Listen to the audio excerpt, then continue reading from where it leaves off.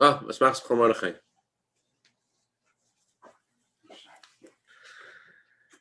My great-great-grandfather, Avzal Mesha Yitzchaki, they say he came from Rashi, but that's just family, who knows. Anyways, because Yitzchaki and Yitzchaki, either way, he was talking to other Hasidim about the meaning of a phrase in davening.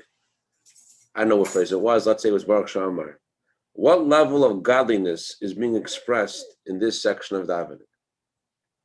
So the Chassidim have different opinions. He was considered to be more knowledgeable, definitely more forceful with his opinions than others. That's for sure. And he says, after they go to different levels, he says Atzilus, this one says Bria, the various levels. He says, I think it's talking about God. There is a yardstick that's used to describe various levels of godliness throughout Chassidus. The yardstick is that the higher something is, the more apparent, the more obvious it is that there's nothing besides Hashem. The lower something is, the less apparent it is that there's nothing besides Hashem. On the yardstick, you'll also find that the higher you go, the less division there is. The more you see oneness, the more you see unity. The higher you go in the spiritual cosmos, the less of a separation, and the more you see the oneness of Hashem. Chassidus in general talks about two concepts, das elyon and das tachton, a higher level of knowledge and a lower level of knowledge. The lower level of knowledge is our knowledge, our perspective. Our perspective is that which is here, that which we can look at and touch, and our sense of self is yesh, is real, it's something, it's substantial. And that which is higher than us is not substantial, it's not real, it's abstract, it's not as real as us. Then there's das elyon, then there is a higher level, a higher perspective. Higher perspective is that which is higher, the higher worlds, that's the reality, that's substantial. And that which is lower is insignificant.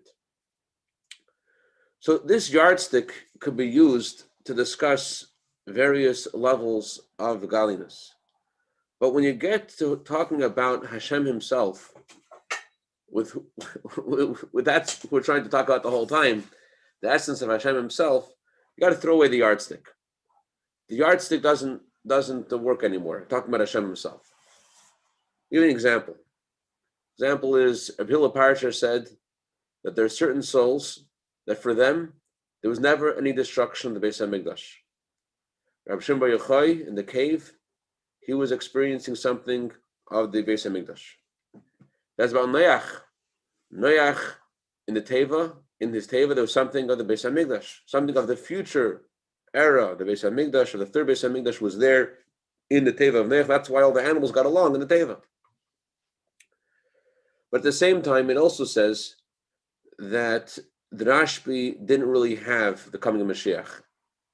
There's something missing from him. Something very critical was missing, in fact. It says about Moshe Rabbeinu that Moshe Rabbeinu understood the 49 gates of understanding, and on the day of his passing, he achieved the 50th gate of understanding. That's why he passes away on Har Nevo, the mountain called Nevo. Nevo is made up of 3 letters. Nun boy, it has a letter Nun, has a 50th in it. Moshe Rabbeinu achieved the 50th gate. Similarly, it says about Ashrei that we don't have the letter Nun in Ashrei. You have every other letter in the Aleph base starting a phrase of Ashrei, but not Nun. Why not the level Nun? Because Nun is gematria of 50, and a choila is gematria, a sick person is number 49, because until you get to 49, until you get to the level of 50, you are considered sick. It's not like you're missing like perfection. Till you get to the 50th level, which I'll tell you what the 50th level is in a second. Till you get to the 50th level, it's not like you're missing something small. You're sick. It means you're missing something critical. So in a similar way, it says about a Mendel of Haradak. Mendel of Haradak says that he was living in Tzfas, and some Meshuggah went up to Har HaZeisim, and he blew the shofar, and people were wondering if Mashiach had come. And there was a little bit of an uproar over there. People they didn't have as many Mashagayim as we are blessed with in Los Angeles. And they were also much more conscious of the coming of Mashiach than we need to be. Anyways, so this guy blows the shofar, and people are wondering, has Mashiach come? So they asked the tzaddik of the town, Reb Mendel of Haradok, do you think Mashiach has come? Mendel of Haradok goes out of his house, and opens the window, he smells the air, and says, no, this is not yet Mashiach. So the question is, why do you have to smell the air outside? Why couldn't he just smell his own air in his own house? And the answer is that the air in his own house was already at the level of Mashiach. But if the air outside his house wasn't at the level of Mashiach, that means the air inside, if that's what was happening outside his house, that tells you a lot about what was inside his house too. Because if we're talking about a revelation of the infinite light of Hashem, how Hashem's truth, Hashem's reality, then Hashem's reality is pervasive. There's no place where he is not. So the very fact that Hashem's reality wasn't seen on the outside also told Reb Mendel of Haradok, and also told Rav Shimon Bar Yochai, that your revelation is very deficient. You're missing something. If I can't feel it outside your cave and outside your house, that means there's something that what you're experiencing in your cave and in your house isn't infinite. Because if it was infinite, I'd be experiencing it too. So this is relevant to help us understand the next part of the Maamar. We're trying to understand the impact of the Hasidim versus the Yesharim and the Tzadikim. And what we explained so far is that there's a difference between the tzaddik and the yashar. The tzaddik is someone who Hashem makes a decree, and the tzaddik says, I want the decree to be nullified, and the decree is nullified. So he sort of dominates. Why does he dominate? So he said he dominates because he is able to channel God's desire. He's a tzaddik, and Hashem listens to him, and Hashem wants to do what the tzaddik wants, despite the fact that there's a decree. And because of the desire of the tzaddik, Hashem nullifies the decree. So the tzaddik's desire trumps the normal order of the spiritual cosmos, of this chain of world to world and level to level. The tzaddik's desire channels the God's desire, how he is beyond the spiritual cosmos, and therefore there's a change in the spiritual cosmos. And there's a higher level we discussed called yashar. Yashar connects to the level of atik, which atik in a human being is pleasure. We gave an example. Muhammad, what was the example? How do you get to God's pleasure? Remember? Depends where you stand. Yes, you remember. I don't know how you get there. We said that anyone who teaches an ignoramus Torah, someone who brings someone out of their natural ugliness to become beautiful, because we said ugliness means someone who is lacking knowledge, because it says in the Torah, Jewish daughters are beautiful, but poverty makes them ugly.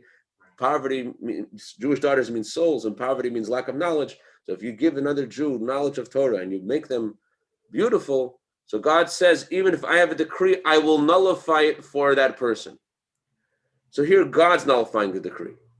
God's nullifying the decree means that it's not that Hashem, that the tzaddik is overriding the desire of the spiritual cosmos, of the angels and souls of the heavenly court and the spiritual cosmos. Rather, what's happening is that there is a change in the ishtalshelus itself. There's a change in the spiritual cosmos itself, because the tzaddik has elicited Hashem's pleasure. Just like when we have pleasure in something, that makes us become different. When you have pleasure in something, that's something you identify with. That's something that you want because that's your pleasure. So pleasure is what animates the entire spiritual cosmos. So when we say that a tzaddik connects to Hashem's pleasure, it's not that the tzaddik is dominating, it's going against the desire of the heavenly court. Rather, there's a shift in the heavenly court through the tzaddik connecting to Hashem's pleasure. Because the Hashem's pleasure is now revealed in the way that the tzaddik, because of the merit of the tzaddik who has taught this person Torah, so it's not that Hashem ignores the desires of the souls and angels of the heavenly court. It's more like there's a change in them.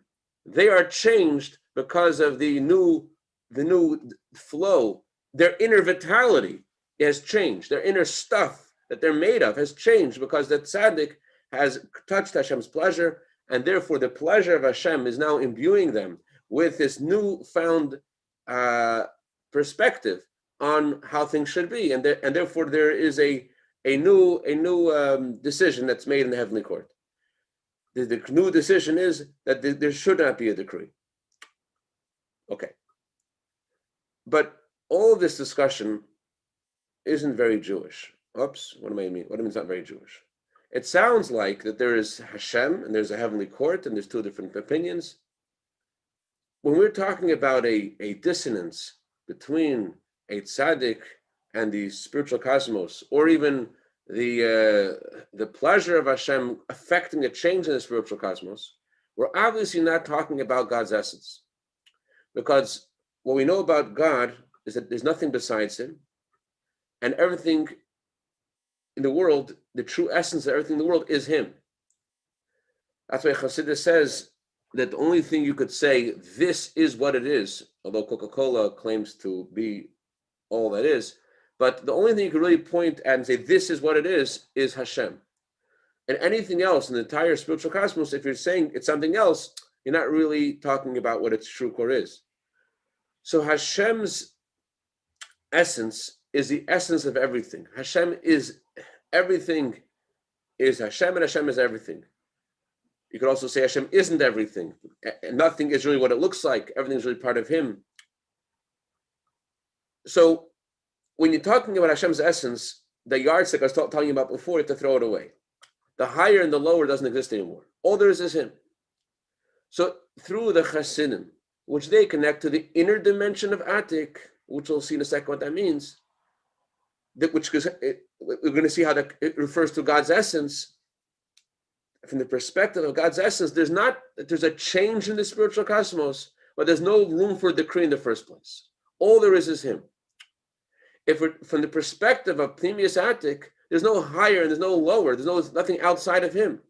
And therefore the change isn't a change in the spiritual cosmos. It's just something which happens automatically.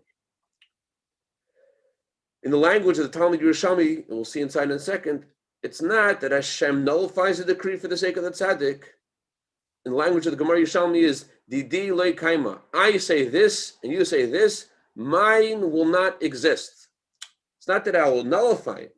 My decree will not exist. There's no room for a decree in the first place. Not I'm going to nullify the decree. Nullifying means that there's still something else, something other. We're talking about some level of godliness, which from that perspective of godliness, there is something outside of godliness. That this is higher, and it's a higher level, and there's a way Hashem contracts himself to a lower level, and there's a way the higher thing impacts the lower thing. We're talking about the Pnimius of Atik, which we learned earlier, that Atik means a copy. It's so to speak, the way the essence of godliness is in Yishtalshalos. From the perspective of the infinite light of Hashem, from the essence of godliness, there is no outside. And therefore, you cannot say he nullifies the decree. Maybe for our ears, this example will make it more relevant. They say a story about this heretic had a conversation with God, a scientist, and he said to God, science has basically figured everything out, and you're no longer relevant because we could do anything that you could do. So Hashem said, okay, so go make man. There's no problem. Make him out of sand. Okay, no problem. And he scoops up a handful of sand. God says, get your own sand. What I'm trying to say is the perspective of there being a higher light of Hashem impacting something other only is relevant when from the perspective of the higher light of Hashem, there is something other. We're talking about the essence of Hashem, there is no other. All there is him. And therefore you can't say he impacts something else. All there is him in the first place. And therefore, there's not just when it's because of the effort of the Jew to reach, which reaches the Pnimius Atik, which you said earlier, that's through being selfless, not thinking about yourself, but just trying to do what Hashem wants you to do. And because you put yourself on the side, so too you touched a level of the essence of Hashem beyond existence, just like you went outside of your existence, so that causes a reflective impact in heaven, and you reach Hashem's essence beyond existence. And since you're reaching a place of beyond existence, so everything is included there. In Hashem's essence, everything, there's nothing outside of him. And therefore, there's whatever Gzeira, whatever the creator was before, doesn't exist anymore. It's sort of like Hashem and the Jewish people and the Torah are one. Hi. Okay. Where are we right back? Let's go to We're page in 7. because we helped a yid who's an ignoramus. No, that's Chatzeni Savatik. Timi Savatik is by forgetting about yourself. No, but the only way that are you not like a one-off, or you're like one-off? You give them a Nora, so that's Chatzeni. You give them something to start with. Giving up yourself is you're wasting, so to speak, time that could be used for whatever, and you're giving up yourself to help someone else, or is it your own avoda nullifying yourself? If you focus on yourself to get to Panemius, or you're right in this Maamar, or you focus on someone else at a deeper level. We spoke about 3 levels. We spoke about the level of a tzaddik and yasher and chassid. So a tzaddik in the hayom yom, it's a tzaddik is someone who does mitzvah saseh, and yasher, someone who does careful saseh. But it seems like from the way the Rebbe describes these various levels, that the yasher is someone who is the tzaddik who causes a unique satisfaction to Hashem by impacting the lives of others. It's about his impact. The yasha, the pleasure we spoke about last week on Friday, is about his impact on others. Actually, the change he affects on others. That change causes such satisfaction in Hashem that Hashem nullifies his decrees for that person's sake. The chassid, on the other hand, it seems like it's something within himself. The chassid is someone who doesn't think about himself. He forgets about himself. Because he forgets about himself, he touches this. He is just thinking, what does Hashem want? He puts himself on the side, and there's a lot of romance over there. He's thinking about the Eibishter. So that causes Hashem to, so to speak, think about him too. The Rebbe Rashab once by Fabringen, the Chassid said to the Rebbe Rashab, "L'chaim, the Rebbe should have me in mind." The Rebbe Rashab responded, "Have me in your heart, and I'll have you in mind." Is that on this? That's not on this. Let's go to page Samach Tes, the new paragraph. I have no idea. Okay. Okay, there is your service of Hashem. Oops. Okay, let's read this paragraph and see if it makes sense. The word atik means separate. The word atik means aloof, separate.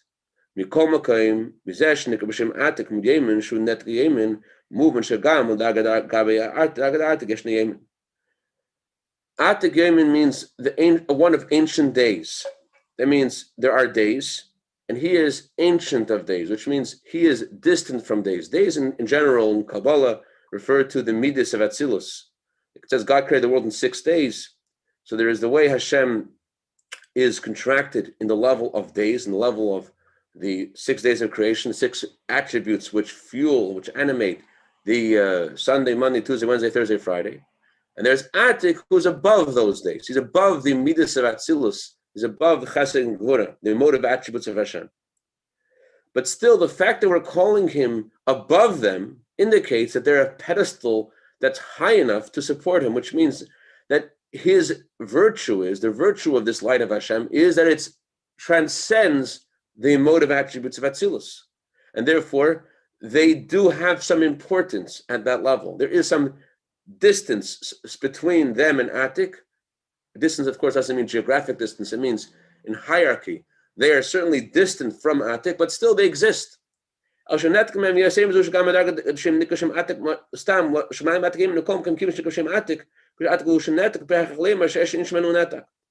there's another term, Atik, not Atik Yomin. Atik Yomin means that he is distant from the days. He's higher than the days. Atik plain, without saying the word Yomin, just calling it Atik means distant, the distant one. So even though we're not pointing to a specific location and saying he's distant from that location, we're just saying the word distant. still the very fact you're calling him distant, although that does highlight that he's way beyond anything else, still the very fact you're calling him distant means he's distant from somewhere. So that does, the word distant does connotate also a certain connection to somewhere. Otherwise, where is he distant from? And therefore the impact, the nullification of the decree that happens in Hishtalshelus, that happens in the spiritual cosmos through the revelation of Atik, is in a way of impact. Atik impacts the spiritual cosmic order. Next page, from the perspective of the spiritual cosmos, there's supposed to be a decree that there should not be a divine flow. And because there is now a new revelation of Atik, now there can be a divine flow. The decree is null. There's a change because of the revelation of Atik.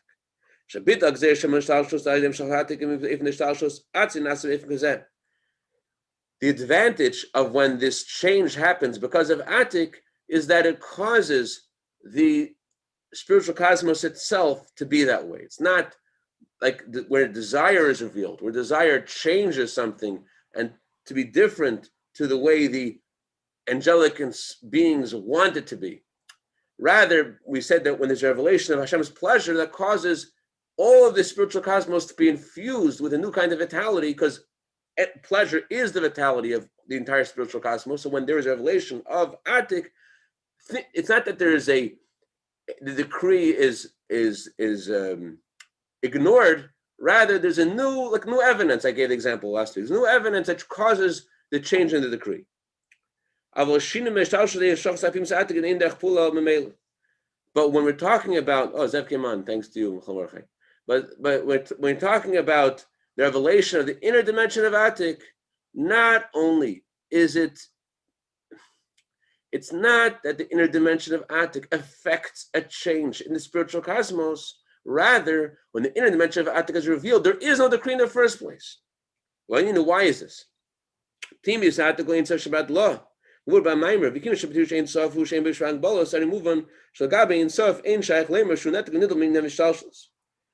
Atik is the infinite light of Hashem himself. Atik, the inner dimension of Atik means the infinite light of Hashem. What does infinite mean? Infinite means that there's no limitation.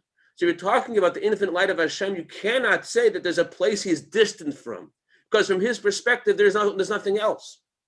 From the perspective of infinity, you cannot say he is distant from the order of Hishtalshelus, the order of this chain of the various worlds. Why not? From his perspective, it's not relevant to talk about a chain. All there is him. He is infinite. He is all-encompassing. All there is him. Skip the parentheses, and we say move on. The bitla gzer shtar shtalshel they am shachsa gilad pimisatik uleishay day gilad pimisatik nasa bitla gzer kim shtaram gilad pimisatik in such bad law imok tchil gzer. So it's understood that the change in the decree that happens in the spiritual in the Hishtalshelus when Pimius Atik is revealed is not that the inner dimension of Atik affects a change. Rather, it's that there is no decree in the first place. Because there is a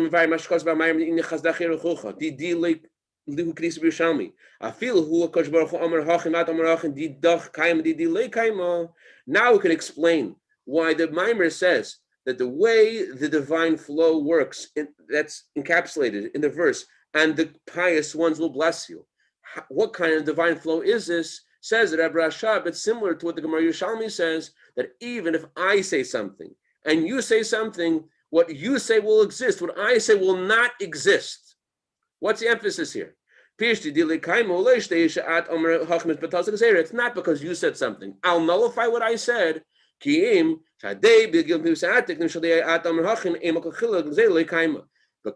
there is a revelation of the inner dimension of Atik, which is through the one who said, through this tzaddik who has this, he wants something else to happen. And the tzaddik who wants something else to happen has revealed the inner dimension of Atik. Because of this, it's not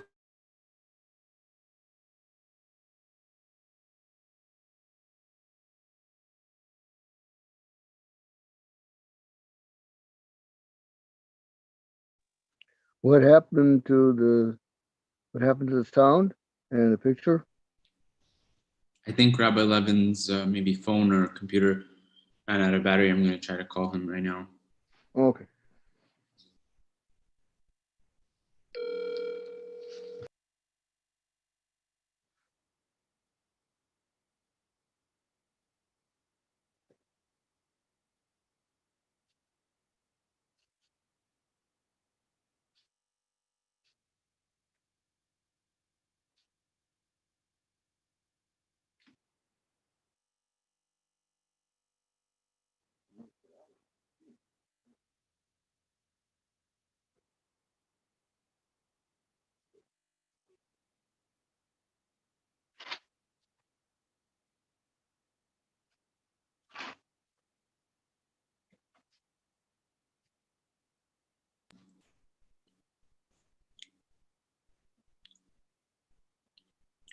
Rabbi Levin's going to come back right now from his phone.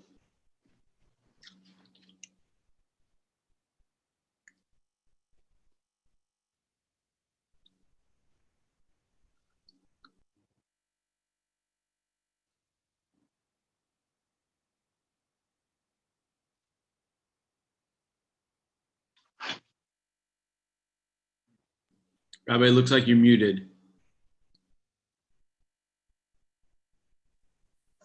Okay, sorry about that. Apparently I short-circuited the tzimtzumim, the contractions in the circuitry of my laptop. It's the bottom line, and we'll break for today. The bottom line is what the Hasidim, those who are at this level of Hasidim accomplishes, is that they reach the inner dimension of Atik. The inner dimension of Atik means the essence of godliness. From the perspective of the essence of godliness, the infinity of Hashem, all there is Him. And therefore, you can't talk about nullifying a decree, changing in something else. All there is Hashem Himself. And therefore, it's not like Hashem needs to nullify a decree that He made. From the perspective of Hashem, all there is Him. So because it's tzaddik connects to the innermost part of Atik, because it connects to the essence of godliness, it's not that he affects a change. Rather, there is no decree in the first place. Think of the words of the Zohar: the Jewish people, the Torah, and Hashem are all one. It's not that there's no separation anymore. There's no. The tzaddik connects the inner dimension of Atik, and at that level, there's not that there's a decree and it needs to be changed. All there is Hashem. And therefore, you can't talk about a change that is elicited by something else. There's nothing outside of Hashem. All there is Him. And that's what I want to share today. Have a great day. Surah Tevis and Atzlach Rabba.